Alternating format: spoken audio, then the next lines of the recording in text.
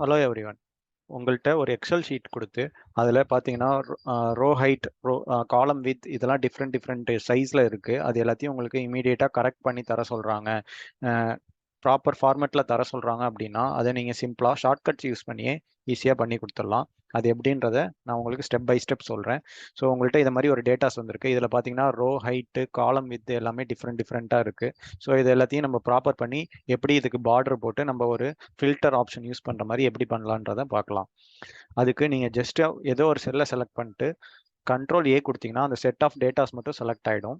Select பண்ணதுக்கப்புறம் நீங்கள் உங்கள் கீபோர்டில் ஆல்ட் பட்டனை ப்ரெஸ் பண்ணிவிட்டு HOI அப்படின்றத செலக்ட் பண்ணிங்கன்னா காலம் வித் எல்லாமே அது அட்ஜஸ்ட் பண்ணி கொடுத்துரும்.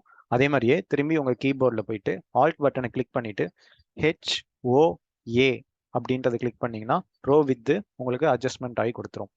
இதை வந்து நீங்கள் ஆல்ட் பட்டன் ப்ரெஸ் பண்ணிவிட்டு தனித்தனியாகவே ப்ரெஸ் பண்ணால் போதும். நீங்கள் கண்டினியூஸாக ப்ரெஸ் பண்ணணும்னு தேவையில்ல. ஜஸ்ட் ஆல்ட் அமுக்கிட்டு HOI அப்படின்றத கிளிக் பண்ணிங்கன்னா காலம் வித் அட்ஜஸ்ட் ஆகும். ஆல்ட் அமுச்சிட்டு HOA அப்படின்றத கிளிக் பண்ணிங்கன்னா ரோ வித் வந்து அட்ஜஸ்ட் ஆகும். இப்போ நீங்கள் அந்த செட் ஆஃப் டேட்டாவுக்கு ஒரு பார்டர் போடணும் அப்படின்னா ஜஸ்ட் ஆல்ட் பட்டன் அமைச்சிட்டு HBA அப்படின்றத கிளிக் பண்ணிங்கன்னா ஆட்டோமேட்டிக்காக அந்த செட் ஆஃப் டேட்டாஸ்க்கு மட்டும் பார்டர் வந்துடும். அதாவது நீங்கள் சென்ட்ரல் அலைன் இந்த டேட்டாஸ் எல்லாத்தையும் சென்ட்ரல் அலைன்மெண்ட் பண்ணோம் அப்படின்னா ஜஸ்ட் நீங்கள் போயிட்டு ஆல்ட் HAC அப்படின்றத கிளிக் பண்ணிங்கன்னா எல்லாமே சென்ட்ரல் அலைன்மெண்ட் ஆகிடும்.